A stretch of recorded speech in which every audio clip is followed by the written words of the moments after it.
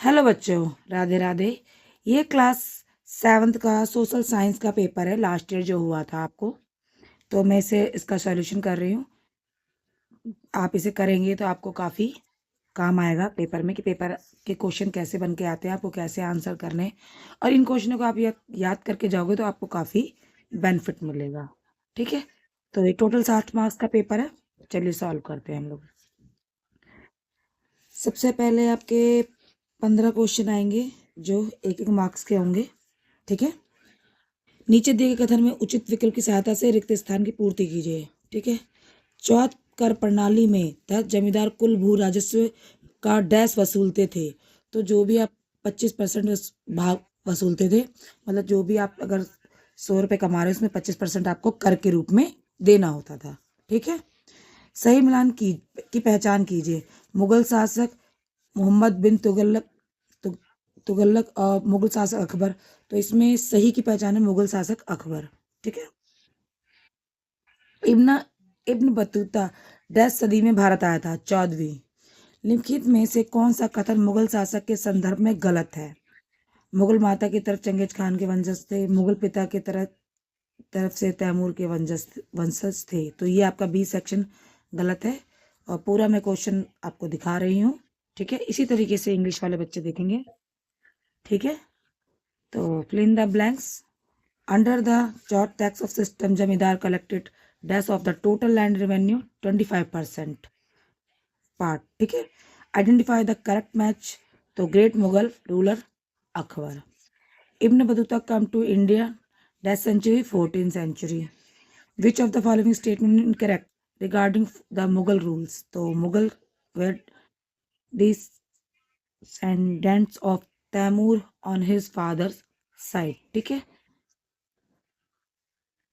अब चलते हैं नेक्स्ट पे।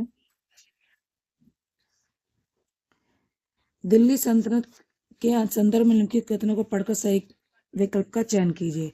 रजिया सुल्तान फिरोज शाह तुगलक की पुत्री थी। रजिया सुल्तान 1236 में दिल्ली की शासिका बनी। 1240 में रजिया सुल्तान की गद्दी से उतार दिया गया। तो इसमें कौन सा कथन सही है? तो इसमें 2 और 3 कथन सही है कि रजिया सुल्तान 1236 में दिल्ली की शासिका बनी और 1240 में रजिया सुल्तान को गद्दी से उतार दिया गया। तो आपका आंसर आएगा 2 और 3। सुलह कुल की नीति किसने दी? जहांगीर, बाबर, अकबर, औरंगजेब ने। तो अकबर ने दी। ठीक है, पृथ्वी की किस सतह से आरंभ करते हुए वायुमंडल की परतों को सही क्रम में पहचाने? तो इसको आप याद कर लीजिए। क्षोभ मंडल, समताप मंडल, मध्यमंडल और वहीमंडल। ठीक है, ये आपका आंसर करेक्ट ए है। निम्नलिखित में कौन सा एक मानव निर्मित पर्यावरण का उदाहरण है? जैव मंडल, स्थल मंडल। देखो, मानव निर्मित क्वेश्चन ने बोला है, मानव निर्मित। तो मानव निर्मित वो होता है जो मानव द्वारा बनाया गया हो। तो जयमंडल तो मानव ने नहीं बनाया, स्थल मंडल ने नहीं बनाया, वायुमंडल ने नहीं बनाया, पार्क। ठीक है, गलत मिलान की पहचान कीजिए। तो महाद्वीप एशिया, तो इसमें महाद्वीप अफ्रीका, महाद्वीप यूरोप, तो महाद्वीप आर्कटिक आपका गलत है। ठीक है, इसी तरीके से आप इंग्लिश में भी देख लेंगे। ठीक है, तो इसका आंसर आपका डी है। फिफ्थ का six, who give the policy of सुलह कुल? तो Akbar. Identify the correct sequence of life? तो इसका आंसर ए है, ट्रेसोपेयर, सेक्टोस्पेयर एंड।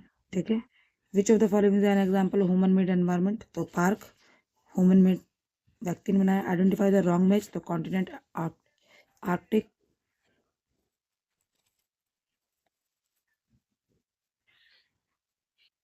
अब चलते क्वेश्चन नंबर 10 पे। सुनामी शब्द किस भाषा से लिया गया है? जापानी से लिया गया है। असंगत की पहचान कीजिए। सड़क, पार्क, इमारत, समुदाय। असंगत मतलब इनमें से मैच नहीं कर रहा है। अमेजन बेसिन में पाया जाने वाला ब्रोमीलियाड क्या है? तो एक पौधा है। राज्य में राज्यपाल की नियुक्ति कौन करता है? केंद्र सरकार करती है। निम्नलिखित में से सही कथन की पहचान कीजिए। आप इसको चारों को पढ़ेंगे। ठीक है, तो साप्ताहिक बाजार इसलिए कहा जाता है क्योंकि वह एक दिन विशिष्ट पर आयोजित होता है। ठीक है, तो चारों पढ़ के इसमें से एक आंसर आपको करेक्ट करना है। तो ये वाला करेक्ट है।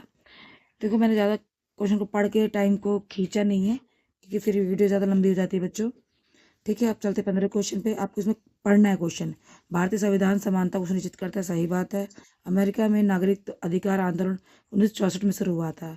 ठीक है, तो देखिए अभिकथन ए के कारण आर दोनों सही है और कारण आर अभिकथन को व्याख्या करता नहीं, क्योंकि वो अलग बात कह रहा है, ये अलग बात कह रहा है।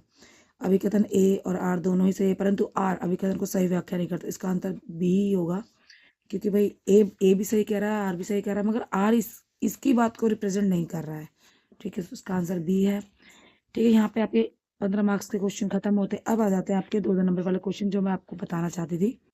अगर आप पेपर करके जाओगे तो ऐसे, अगर आप लास्ट ईयर के मॉर्निंग के पेपर, इवनिंग के पेपर, अभी सीबीएसई का पेपर जो आया हुआ है, आप 3-4 पेपर कर लोगे तो आपकी पूरी एसएसटी की तैयारी अच्छी हो जाएगी और अच्छे मार्क्स से तैयारी हो जाएगी।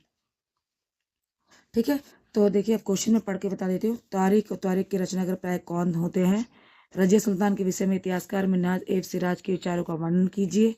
आपको गुरु नानक जी की सबसे प्रिय लगने वाली किन्हीं 2 शिक्षाओं का उल्लेख करना है। स्थल मंडल को परिभाषित कीजिए, जल मंडल को परिभाषित कीजिए। आप इन क्वेश्चनों को पढ़कर आइडिया लगा सकते हैं कि आपको किस चैप्टर से आपको ज़्यादा पढ़ाई करनी है, जिससे क्वेश्चन बनकर आ रहे हैं। ठीक है, देख लीजिए पूरा पेपर। मान लीजिए अपने क्षेत्र से विधायक आपके क्षेत्र में स्वास्थ्य संबंधी समस्याएं फैल रही हैं, तो इनकी रोकथाम हेतु आप कौन कौन से 2 कदम उठाएंगे। अब खंड का 3 मार्क्स का है, और जहाँ पे अथवा लिखा होता है ना, उन दोनों में से कोई एक क्वेश्चन करना होता है। जैसे इन दोनों में से आपको एक करना है। मोहल्ले में दुकानों को कोई 3 महत्व बताइए, तो बहुत आसान है, ईजी है। ठीक है, मैं आपको क्वेश्चन के आंसर, जैसे कभी कभी क्या होता है कि हमने पढ़ा नहीं होता है, मगर आंसर कैसे बनाए तो वो आपको बनाना आना चाहिए। इस पर मैं एक वीडियो बनाऊंगी आगे जाके, तो आप देख लीजिएगा। साप्ताहिक बाजार में हमें वस्तुएं प्राय कम दामों पर मिल जाती है। कथन की समस्या, देखो सप्ताह में एक बार लगते हैं। सबसे पहले आपको इसका मीनिंग पता होना चाहिए। मध्य मंडल में किन्हीं 3 विशेषता का वर्णन कीजिए। बहिमंडल में किन्हीं 3 विशेषता का वर्णन कीजिए। इन दोनों में से एक करना है। खंड खा आपका आ गया, ज्वार भाटा किस प्रकार उत्पन्न होते हैं, व्याख्या कीजिए। ठीक है, और महासागरीय धारणाओं की व्याख्या कीजिए। औरंगजेब ने प्रतिवर्ती मुगल शासकों के समय प्रशासनिक व्यवस्था का उल्लेख कीजिए। इसी तरीके से इंग्लिश का पेपर मैं आपको दिखा रही हूँ। ठीक है, सेक्शन बी 2 मार्क्स का है। हु वर यूजली एथड एज तारिक एंड तारिक बी। ठीक है, तो आप यहाँ पे देखिए ये वाला question. Define lithosphere, define hydrosphere, suppose you MLA your area. ठीक है, तो देखिए पूरा क्वेश्चन है, ये 2 मार्क्स का है। आपको इससे पूरा एडजस्ट पता चल जाएगा हमें किस चैप्टर में से ज़्यादा पढ़ाई करनी चाहिए। Section C, describe any 3 important of neighbourhood shops. ठीक है, इन द वीकली मार्केट और usually goods and lower price. ठीक है, डिस्क्राइब ये कैरेक्टर्स, इन दोनों में से आपको ये करना है। Section D, how does the tide explain ocean currents. ठीक है, mention the administrative arrangement of the Mughal rulers of Aurangzeb. ठीक है, अब यहाँ पे ये सेक्शन बी सी डी तीनों खत्म हो गए। देखिए अब ये बहुत इंपॉर्टेंट है, आपको करने चाहिए। अब यहाँ पे आ जाएगा आपको भाई 16 मार्क्स का। ये बच्चों के लिए काफ़ी हेल्पफुल होता है कि अगर कोई वीक बच्चा भी है ना, अगर इनमें से पढ़ के, पर इसको ध्यान से पढ़ना है, पढ़ के इसमें से इसके आंसर निकाल देने। इसके आंसर आपको इसी में मिल जाएंगे, आपको कहीं बाहर से याद नहीं करना, कुछ नहीं करना। तो ये पेपर में रैंडमली कुछ भी दे सकते हैं, तो ज़रूरी नहीं कि आप इसकी तैयारी करें। हाँ, एक आध इसको आप करके देख सकते हैं कि भाई मैं एक बार अच्छे से दिखा देती हूँ कि इसको पहले पढ़ो फिर से क्वेश्चन आंसर छाट लो। ठीक है, इसी तरीके से मैं आपको इंग्लिश वाला भी दिखा देती हूँ कि आप इसे पढ़ो, पढ़ लिया, पढ़ के इसमें से आप क्वेश्चन आंसर छाट सकते हैं। लगता है कि आपको नहीं छाटना आ रहा है तो भी आप मुझे कमेंट में बताइएगा, तो मैं एक बार आपको फाइंड करके या छाट के निकालना सिखा दूंगी। देखो 4 चक 16, 1 2 और 3 4, मतलब 16 नंबर का है। अगर आपने इसमें से 12 नंबर 13 15 नंबर 13 नंबर 12 नंबर भी ले लेना आपने अच्छे से, वो पास करने से कोई भी नहीं रोक। ठीक है, कैसे आप यहाँ से गद्यांश पढ़ेंगे, क्योंकि मैं पढ़ के अभी क्वेश्चन आंसर छाटूंगी, बहुत वीडियो लंबी हो जाएगी, कोई फायदा नहीं है। आप इतने समझदार हो कि आप आंसर को पढ़ सकते हो। हाँ, हिंदी पढ़ना ना आए तो प्रॉब्लम है। चलो, आशा करते हैं आपको समझ में आया होगा। राधे राधे। और वीडियो अच्छी लगे तो प्लीज़ लाइक करना, सब्सक्राइब करना। ठीक है।